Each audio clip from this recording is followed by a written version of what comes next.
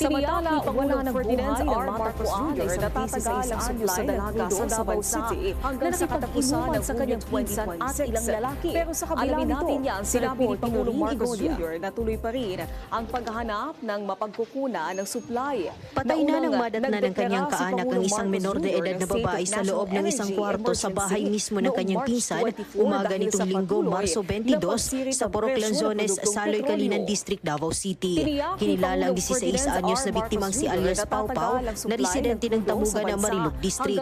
Ayon sa investigasyon ng mga otoridad, hapon nitong Sabado habang naliligo sa isang sapa, nag-inuman umano ang biktima kasama ang pinsan niyang si alias Jennifer, live-in partner nito, isang babae at 3 pang kalalakihan sa Karatig Barangay sa Suwawan.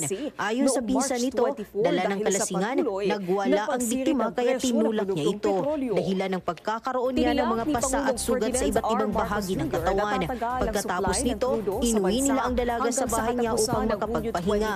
Nang gisingin kinaumagahan, nadiskubre nilang wala ng buhay ito kaya nagpatulong na sila sa mga taga-barangay at pulisya na agad namang narespondehan. Hindi naman matanggap ng pamilya ang kamatayan ng dalaga na ayon sa kanila, huli na ipinaalam sa kanila ang kalagayan nito. Hindi rin kumbinsido ang pamilya ng dalaga na nakuha sa simple nga pagkatumba ang mga natamong galos nito dahil may nakita rin silang dugo sa ilong at sa dibdib nito.